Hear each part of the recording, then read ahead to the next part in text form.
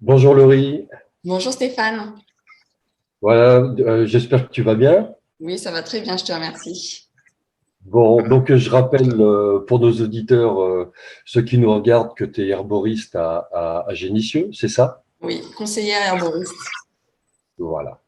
Et aujourd'hui, tu voudrais nous parler d'une plante qui tient particulièrement à cœur. Je sais que tu en bois beaucoup, Oui, c'est ça. c'est l'ortie. C'est l'ortie, effectivement. Donc, c'est vrai que choisir une plante parmi toutes ces plantes magiques, c'est quand même délicat parce qu'il y a une multitude de plantes qui ont des bienfaits toutes complémentaires et puis parfois uniques. Mais c'est vrai que pour moi, l'ortie, c'est vraiment ma plante favorite miracle. Puisqu'elle est riche en beaucoup de choses et ce que je vais vous expliquer. Avant de vous dévoiler quels sont les bienfaits de cette plante, il faut quand même préciser deux points importants. Déjà, c'est que les plantes médicinales ont une multitude de molécules et donc elles ont des actions plus ou moins prononcées sur tel ou tel point et on les met souvent dans une seule case. Par exemple, je ne sais pas, la lavande, c'est une calmante, alors que compte tenu de la multitude de molécules, elles peuvent agir non seulement sur le système nerveux pour calmer, mais la lavande est aussi cicatrisante ou ainsi de suite. Donc, en fait, il ne faut vraiment pas se limiter à une seule molécule dans la plante. C'est vrai qu'après, on parle de tropisme, c'est-à-dire qu'elles ont une action orientée sur, comme la lavande par exemple.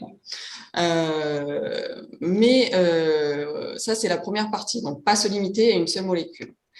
Le deuxième point important sur lequel je voudrais aborder, c'est que les plantes qui se trouvent dans notre environnement sont normalement les plantes qui sont le plus appropriées pour nous, puisqu'en fait, on vit dans le même environnement et donc, comme elles sont proches de nous, c'est celles qu'on aurait besoin.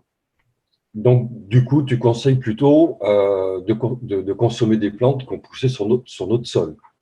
Sur notre sol. Ça, c'est le mieux, effectivement, puisqu'en fait, comme je l'ai dit, elles ont plusieurs molécules et donc elles vont bien s'adapter à nous, puisqu'on vit sur le même environnement et c'est vrai que des plantes qui seraient plus sur un climat autre et loin de nous, elles vont pas être forcément très adaptées à notre mode de fonctionnement et ce que notre corps a besoin.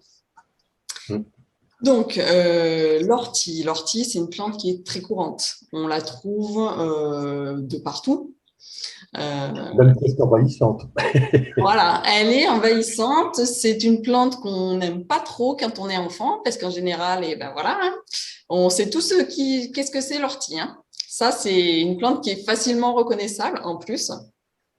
Ce que j'aimerais juste préciser, c'est que quand on fait des cueillettes, il faut faire attention où on ramasse les plantes, puisqu'il faut Oui. faire attention que ce ne soit pas un lieu pollué, qu'il n'y ait pas de champs aux alentours avec des traitements et des pesticides, parce que les plantes, elles captent tout, et du coup, si elles captent tout, nous, quand on les mange ou quand on s'en sert, eh ben, on récupère toutes ces molécules-là.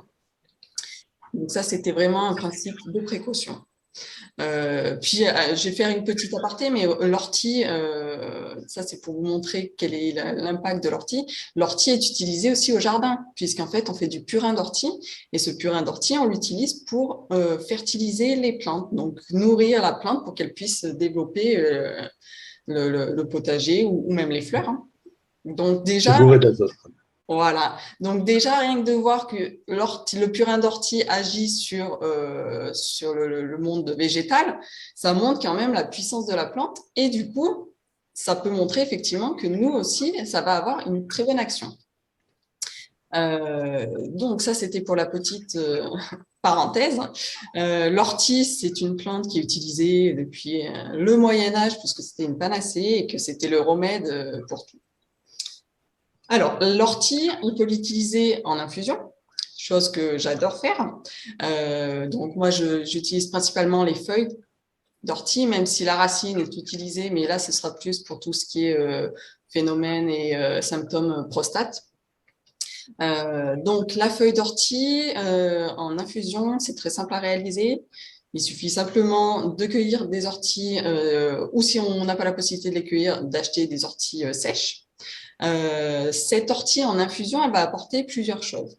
Elle va apporter un côté reminéralisant avec toute sa richesse de minéraux qu'elle contient, calcium, potassium, silicium, fer et puis tous les bienfaits qu'elle a. Mais également, elle a tout un tas d'actions particulières comme antioxydante ou encore dépurative diurétique. Encore, elle a un côté hépatoprotectrice ou encore, ça c'est parmi toutes les multitudes d'actions que l'ortie a. Donc, c'est vraiment une très bonne plante à utiliser en infusion. Mais l'ortie ne se limite pas seulement à l'infusion, puisque l'ortie est comestible. Malgré ces petits poils urticants qui quand on les touche, on subit longtemps l'ortie. Donc, elle est très bonne comestible.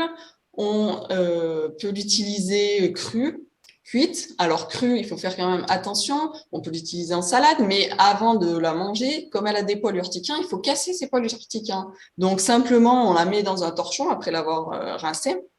Et donc, on frotte le torchon pour pouvoir casser tous ces poils.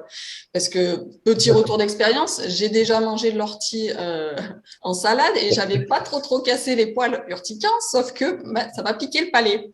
Bon, c'était léger, on va dire, mais c'est pour prévenir. Ça peut être désagréable. Voilà, c'est ça. Donc, ça, c'était pour la partie crue, mais aussi en crue, on peut la faire sous forme de pesto. C'est très, très bon, le pesto d'ortie. Donc, à la place du basilic, on met de l'ortie et ça fait un très bon moyen de manger l'ortie. Il y a aussi également de l'ortie qu'on peut consommer cuite. Il y a la soupe d'ortie qui est très connue. On peut utiliser aussi l'ortie sous forme de quiche ou gratin ou comme on souhaite en fait. C'est comme on dirait utiliser des épinards. Et le fait de manger l'ortie, c'est un peu pareil que l'infusion, puisqu'en fait, le fait de la manger, ça va nous donner tous les minéraux et toutes les vitamines qu'elle contient. Bien sûr, plus si on la mange crue, mais quoi qu'il en soit, elles nous apporteront tous ces bénéfices-là. Qu'est-ce que je voulais dire encore sur l'ortie?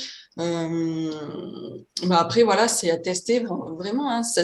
Peut-être une information au niveau du goût, c'est que l'ortie, c'est vraiment un goût d'herbe, on va dire. De verre, de Voilà, chlorophylle. très vert, vraiment goût d'herbe. Mais après, c'est vrai que manger l'ortie simple, tout comme ça, c'est pas forcément très bon au goût, même si c'est bon pour le corps. Mais dans une salade, accompagnée avec d'autres fruits, légumes, on peut varier les plaisirs en fait. Ou en faisant un pesto, comme tu disais, effectivement, c'est une bonne solution pour consommer de l'ortie crue. Voilà, c'est ça. Le pesto avec de l'ail, avec de l'huile, c'est vraiment très très bon. Les quiches, c'est pareil, ça apportera un goût. Et puis peut-être, si vous voulez essayer au début, de mélanger que de faire que pur, même la soupe d'ortie. Soupe d'ortie, c'est vraiment vert, donc c'est un goût de verdure. Mais mettre des pommes, déjà les pommes de terre, c'est la base de la soupe d'ortie, mais mettre d'autres légumes qui apporteront d'autres saveurs et d'autres goûts. Qui adoucissent un petit peu ce goût de chlorophylle. Ouais. Voilà, c'est ça. Mais donc, c'est vrai que l'ortie est très riche en minéraux et c'est vraiment un moyen de reminéraliser le corps est très simple et facile d'accès. Je veux dire, si vous êtes en balade et que vous voyez pas un champ d'ortie, mais un coin d'ortie, vérifiez autour de vous si le coin, vous pensez qu'il est sain et faites des cueillettes. Parce que c'est vraiment, la nature nous donne tout, encore une fois. Et en plus, j'ai perdu ce que je voulais dire, mais oui, c'était ça. C'est que l'ortie, elle a principalement deux périodes de cueillette. C'est le printemps, où en fait, elle pousse, comme toutes les autres plantes. Donc là, on va pouvoir cueillir les jeunes feuilles. Et elle a une deuxième pousse. Elle a une deuxième pousse qui est plus au mois d'octobre, où là aussi, elle refait des jeunes feuilles. Donc, c'est idéal et ça fait deux périodes dans l'année où on peut justement cueillir cette belle plante. D'accord, Laurie. Bah, effectivement, c'est intéressant parce que d'avoir une plante qui possède autant de bienfaits et qui pousse à profusion autour de nous, effectivement, c'est très intéressant. Il ne faut pas aller chercher des fois des choses très compliquées ou des plantes qui viennent des pays lointains, etc. Effectivement, tu as raison, sur notre sol, à nous, là, on a tout. Et tant mieux d'en profiter. Voilà, c'est ça. Merci. Mais Merci. c'est avec plaisir. Je te remercie Stéphane. Et puis, on vous fait des nouvelles vidéos pour d'autres sujets qui seront toujours enrichissants et qui vous permettront de prendre en main votre bien-être et votre santé. Tout simplement, oui. Merci Laurie. À bientôt. Merci Stéphane. À bientôt.